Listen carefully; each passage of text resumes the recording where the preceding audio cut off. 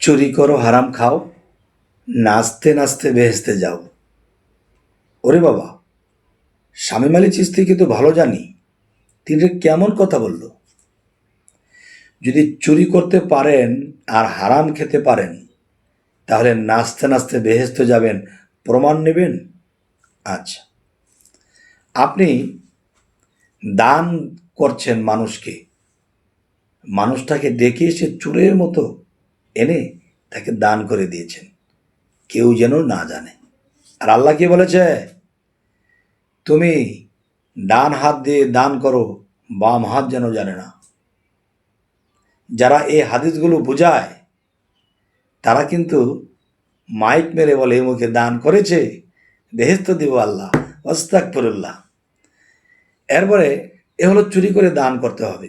আরও একটি বিষয় হলো, আপনার কোনো বিষয়ে এমন রাগ উঠেছে, এই রাগের বশে আপনি মাটির দিকে তাকিয়ে রাগটাকে ডোজ গিলে ফেলেছেন, তখন রাগের প্রকাশটা ঘটাননি, তাহলে রাগের যে ডোজ গিলে ফেলেছেন, রাগটা খেয়ে ফেলেছেন না? রাগ করা হারাম না? হারামটা খেয়ে ফেলেছেন না? এই পৃথিবীতে চলাফেরা করতে গেলে দেখা যায় যে অনেক পশুরা চলাফেরা করছে। পশুদের কাজ কি?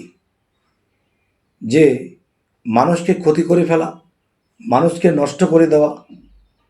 সে পশুকে যার ভিতরে কাম শক্তি নিয়ে ঘুরতেছে, কোন মেয়েটা সুন্দর, কাকে নিয়ে কখন ভাগবে, এবং কার কি সম্পদ আছে তা দেখবে, লোভ করবে, সুযোগ পেলে সেটা কেড়ে খাবে।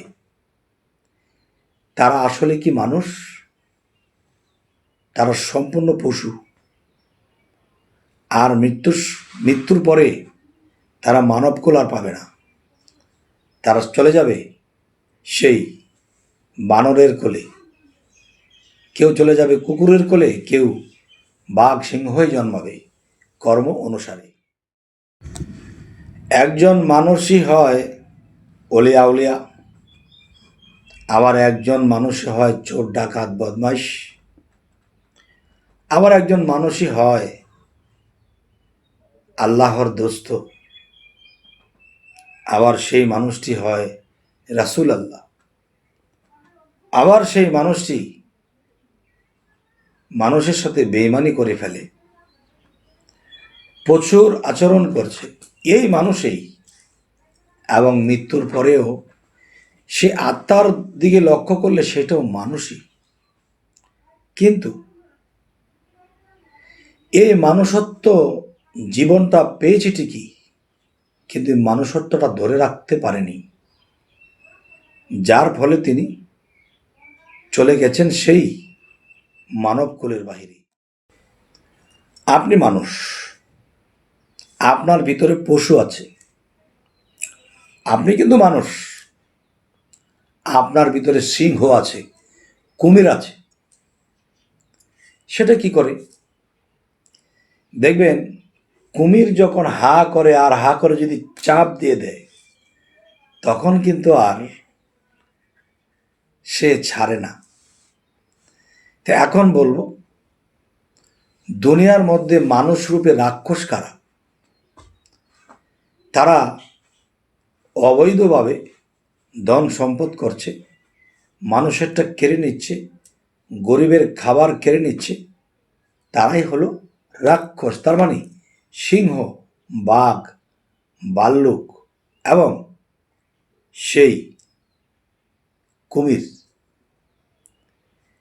তাহলে এই সমাজের দিকে চাইলেই তো চিনতে পারবেন। এই যে আমাদের মুখটা আছে, এই মুখটা, চামড়া, ঠোঁট, দাঁত, মুখ, আমাদের যাই কিছু আছে। এখন দেখা যায় এত বড় একটা গ্যান্ডারি, এটাকে ছিলতে ছিলতে ছিলতে ছিলতে এত বড় লাঠিটাকে খেয়ে ফেলেছেন। তাহলে মুখটা কি কম বড় রাক্ষস? দেখবেন এটা খায় সেটা খায়, খেতেই থাকে। রাক্ষস, এই রাক্ষসকে মারতে হবে। রাক্ষসকে মারলে কি করবে? তখন রুচি কমবে, এবং আপনি যখন তা খাবেন না, নিয়মের খাবার খাবেন, তখন সে রাক্ষস মানুষে পরিপূর্ণ হবে।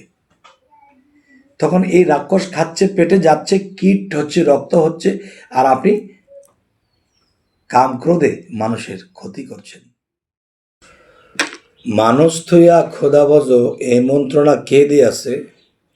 মানুষ ভজ, কোরআন খোঁজো, পাতায় পাতায় সাক্ষী আছে।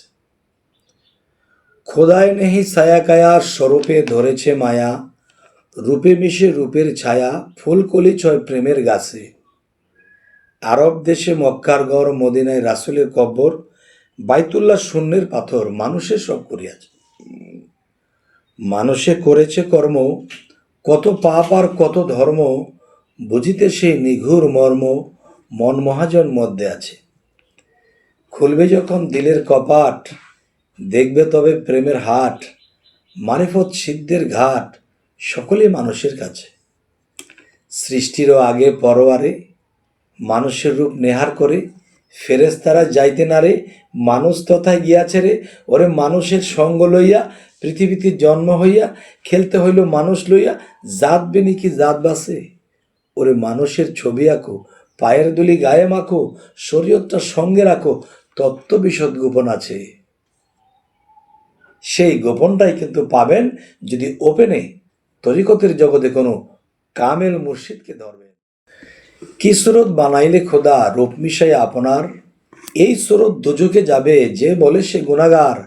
এই আদম দেহেতে খোদা, দম থাকিতে নাহি জুদা, কেবা আদম কেবা খোদা, কে করিবে কার বিচার। এবার লক্ষ কোটি আকার ধরে সাজেলে তুই নিরাকার। ওরে এত রূপ যে ধরতে পারে, তোমরা কি বলো গো তারে, হয় কি না হয় বেহুদ রূপে, এই আকারই আপনার। তাহলে এখানে একটা কথা বুঝতে হবে, ওয়াল্লাযী খালাকাল মাউতা ওয়াল হায়াতা লিয়াবলুওয়াকুম আইয়ুকুম আহসানু আমালা ওয়া হুয়াল আজিজুল গাফুর। যে আল্লাহ কি বলেছে? যে আল্লাহ তার নিজের প্রতিচ্ছবি থেকে আদমের সেই স্রোত তৈরি করা হয়েছে। তাহলে আদম কি? আদম হলো আল্লাহর নকল। আর আপনার নকল কি? আপনি যে মাটিতে দাঁড়িয়েছেন, আপনার ছায়া। তবে ছায়া দিয়ে কায়া ধরবেন, কায়ার ভিতরে সুফি আদমকে পাবেন। আমরা কিন্তু সেই আলমে আরওয়ার মধ্যে রুহের জগতে ছিলাম। সেখান থেকে কিন্তু আল্লাহ আমাদেরকে পাঠিয়ে দিল দুনিয়ার জমিনে। কেন পাঠিয়েছে? যে আমি আল্লাহ তোমাদেরকে দুনিয়াতে পাঠিয়েছি, পাঠিয়ে কিন্তু তোমাদের ভিতরে আমি ঢুকে পড়েছি। সাধন শক্তি, প্রেম শক্তি, ভক্তির শক্তি, ত্যাগের শক্তি, যন্ত্রণার শক্তি, সমস্ত শক্তি দিয়ে তুমি আমাকে তোমার ভিতর থেকে বের করবে। বের করে আমাকে দেখে নেবে, আমার সাথে সম্পর্ক করে নেবে। তখন তোমার আর ভয় থাকবে না। হে সমস্ত জগতবাসী, আরও একটি কথা আমি আপনাদেরকে বলবো। দেখবেন যে ফজরের টাইমে উঠা যারা নামাজ পড়ে, তারা কিন্তু 8টা 9টায় 10টায় ঘুমিয়ে গেছে, আবার ফজরের নামাজের সময় উঠে তারা আবার নামাজ পড়েছে। কিন্তু আমি এখন যেটা বলবো, যারা পৃথিবীতে সাধক আছে, সাধনা করেছে, তারা রাতের 12টার পরে তারা সাধনা শুরু করে। রাতের যখন 4টা 5টা বাজে, 4টা 4:30 বাজে, তখন তারা সারা রাত্র আল্লাহর কাজ শেষ করলো, তখন তারা ঘুমিয়ে পড়ে। আর শরীয়তের যারা, তখন থেকে তারা শুরু করে, আর সাধক সেখান থেকে শেষ করেছে, তিনি মাত্র ঘুমাতে যাচ্ছে, আর ওদিক দিয়ে শরীয়ত ঘুম থেকে উঠছে। তাহলে হিসেব মিলাবেন, মিলিয়ে কমেন্ট।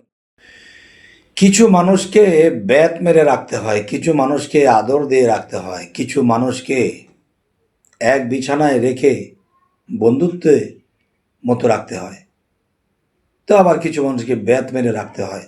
এর কারণ যে আদর করলে সে আপনি তার কাছে আরও সম্মানী হবেন, আবার কাউকে আদর করলে সে বাদর হয়ে আপনার কাঁধে চড়ে বসবে। তাহলে এখানে মানুষ বুঝে কাজ করতে হবে। আপনি একজনকে বলেছেন, না তুমি চেয়ারে বসো, তিনি কি করলেন? সে আপনার পায়ের তলে এসে বসেছে, চেয়ার এসে বসবে না। তাহলে একে আপনি ভালোবাসা দিচ্ছেন।